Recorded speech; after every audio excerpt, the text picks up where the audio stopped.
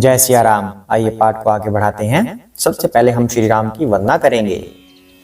सिया राम जय जय राम, सिया राम जय जय सिया राम, सिया राम जय जय राम, सिया राम जय जय सिया राम, सिया राम जय जय राम, सिया राम जय जय राम, सिया राम जय जय राम, सिया राम जय जय राम, सिया राम जय जय राम, सिया राम जय जय सिया राम। हे राम मेरे राम, सिया राम जय जय राम, मेरे राम सीता राम, सिया राम जय जय राम। जय सिया राम। जय श्री कृष्ण चैतन्य प्रभु नित्यानंद, श्री अद्वैत गदाधर शिव सादि गौर भक्त वृंदा। हरे कृष्ण कृष्ण कृष्ण हरे हरे, हरे राम राम राम हरे हरे। जय सिया राम। श्री रामचंद्र रघुपुंग राज राजेंद्र राम रघुनायक राघवेश राजाधिराज रघुनंदन रामचंद्र दासु मध्य भक्त शरणागत अस्मि। जय सिया राम। भय शत्रुघ्न लक्ष्मण जी की जय हो, हनुमान जी की जय हो, शिव पार्वती की जय हो, तुलसीदास जी की, वाल्मीकि जी की जय हो। जय श्री गणेश। जय सिया राम। तो आइए पाठ आगे बढ़ाते हैं। लास्ट टाइम हमने क्या किया था, कागभुशुंडी जी गरुड़ जी को सारे वृतांत सुना रहे थे कि वो जब कलयुग में जन्मे थे उस समय पर उनके साथ क्या क्या हुआ। वो कहते हैं कि मैं शिव भक्त था लेकिन हरि भक्तों की निंदा करता था। एक बार क्या हुआ कि जो उनके गुरुजी थे वो कागभुशुंडी जी के पास आए और उस समय कागभुशुंडी जी मंदिर में शिव जी का जप तप कर रहे थे, लेकिन गुरु जी के आने पर उन्होंने उनको प्रणाम नहीं किया। इससे क्या हुआ, गुरु का अपमान हुआ। शिव जी को यह बात पसंद नहीं आई। गुरु जी ने कुछ नहीं कहा, हालांकि शिव जी ने उनको शाप दे दिया। आकाशवाणी हुई मंदिर में कि तुम सर्प योनि में चले जाओ। तो गुरु जी को लगा कि ये मेरी वजह से ऐसे शाप का भागी बन गया। तो गुरु जी को दया आई और उन्होंने शिव की भक्ति की, शिव का अष्टक गाया। उससे शिव जी ने प्रसन्न होकर कहा कि तुम्हें क्या वरदान चाहिए। गुरु जी ने कहा कि पहला वरदान तो मुझे आपके चरणों की भक्ति चाहिए और दूसरा फिर मैं मांगूंगा। तो पहला वरदान शिव जी ने दिया उनको। उसके बाद दूसरा क्या मांगा उन्होंने, दूसरा ये मांगा कि जो ये कागभुशुंडी जी हैं इनका अपराध क्षमा कर दीजिए, इनको जो आपने शाप दिया है उसे जल्द से जल्द पूरा खत्म कर दीजिए और इनको उसका आभास भी ना हो। तो शिव जी ने वैसा ही वरदान दिया कि इसको अब हजारों जन्मों तक ऐसे शाप का भागी तो बनना पड़ेगा, लेकिन जन्म और मरण के चक्कर में जो कष्ट होता है कागभुशुंडी जी को वो कष्ट नहीं होगा। तो शिव जी ने उसकी पीड़ा को कम कर दिया। अब आगे करते हैं। जय सिया राम। अस विवेक राखे हूं मन माही, तुम कह जग दुर्लभ कछु नाही, और एक आशीषा मोरी, अप्रतिहत गति होई तोरी। ऐसा विवेक मन में रखना, शिव जी कह रहे हैं, फिर तुम्हारे लिए जगत में कुछ भी दुर्लभ न होगा। मेरा एक और आशीर्वाद है कि तुम्हारी सर्वत्र अबाध गति होगी, अर्थात तुम जहां जाना चाहोगे वहां बिना किसी रोक टोक के जा सकोगे।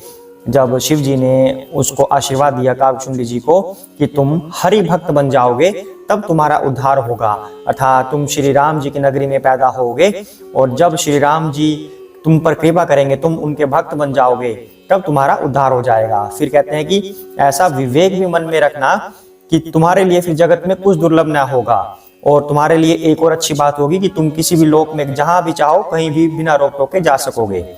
सुनी शिव बचन हर्षि गुर, एव मस्तु इति भाषी, मोहि प्रबोधि गयो गृह शंभु चरण उर राखी। आकाशवाणी के द्वारा शिव जी के वचन सुनकर गुरु जी हर्षित होकर ऐसा ही हो यह कहकर मुझे बहुत समझाकर और शिव जी के चरणों को हृदय में रखकर अपने घर गए। जय सिया राम। अब कागभुशुंडी जी बता रहे हैं ये बात कि गुरु जी ने कहा कि ऐसा ही हो, और ये सब वृतांत होने के बाद गुरु जी अपने घर चले गए। प्रेरित काल बिंधी गिरि जाई, भयऊ मैं ब्याल, पुनि प्रयास बिनु सो तनु, तजेऊ गए कछु काल।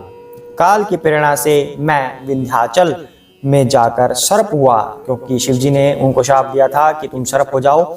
फिर कुछ काल बीतने पर बिना ही परिश्रम के मैंने वह शरीर त्याग दिया।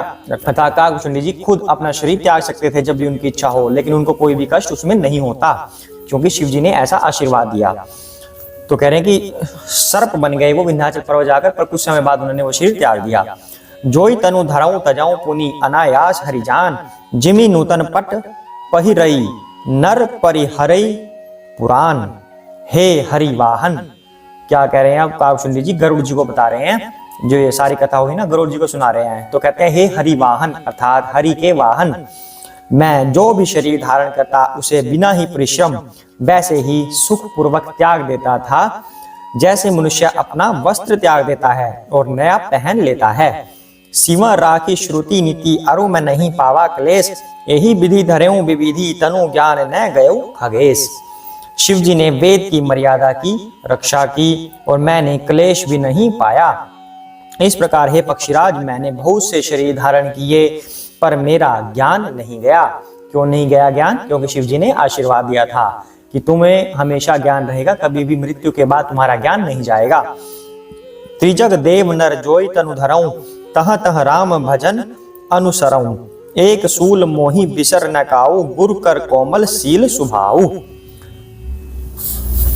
तिर्यक योनि, तिर्यक योनि अर्थात पशु पक्षी देवता या मनुष्य का जो भी शरीर धारण करता, वहां वहां उस शरीर में मैं श्री राम जी का भजन जारी रखता। इस प्रकार मैं सुखी हो गया, परंतु एक शूल मुझे बना रहा, अर्थात उनके हृदय में एक बात चुभती रही। क्या? गुरु जी का कोमल सुशील स्वभाव मुझे कभी नहीं भूलता, अर्थात मैंने ऐसे कोमल स्वभाव दयालु गुरु का अपमान किया, यह दुख मुझे सदा बना रहा। अर्थात जो कह रहे हैं कि जब मैं भक्त नहीं था, शिव जी का भक्त था, बाकियों की निंदा करता था मैं, उस समय मैंने अपने गुरु का अपमान किया था और वो बात मेरे हृदय में आज तक भी चुभ रही है। चरम देह द्विज कै मैं पाई, सुर दुर्लभ पुराण श्रुति गाई, खेलेऊं तहूं बालकन मीला, करऊं सकल रघुनायक लीला। मैंने अंतिम शरीर ब्राह्मण का पाया, जिसे पुराण और वेद देवताओं के भी दुर्लभ बताते हैं।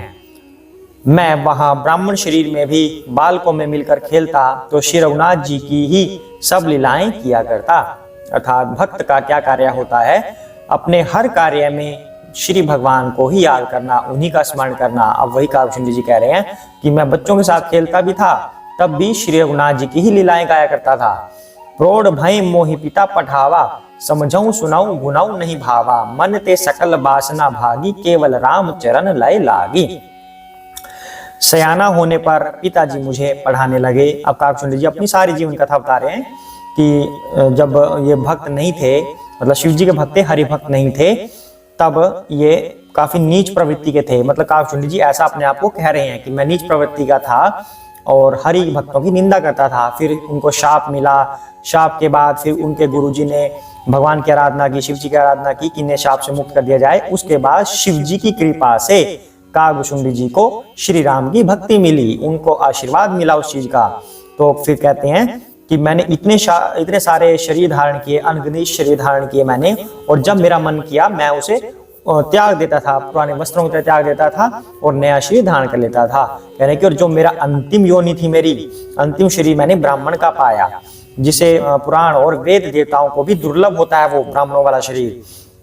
कह रहे हैं कि तब मैं ब्राह्मण शरीर में भी बालकों से मिलकर खेलता था, तब भी श्री रघुनाथ जी के ही गुणगान गाता था। तो मैं थोड़ा सा बड़ा हुआ, जब मतलब बच्चों से खेलते खेलते थोड़ा बड़ा हुआ, कहता सियाने होकर पिताजी मुझे पढ़ाने लगे। मैं समझता, सुनता और विचारता, पर मुझे पढ़ना अच्छा नहीं लगता था। मेरे मन से सारी वासनाएं भाग गई। जैसे कि आजकल बच्चों को पढ़ना अच्छा नहीं लगता, हमें भी कहाँ अच्छा लगता था, किसी को भी नहीं अच्छा लगता पढ़ना। तो काकभूषुंडी जी कह रहे हैं कि मुझे पढ़ना अच्छा नहीं लगता था, मेरी सारी वासनाएं भाग गई थी मन से, केवल श्री राम जी के चरणों में ही लत लग गई थी, मेरी लो लग गई थी श्री राम जी के चरणों में।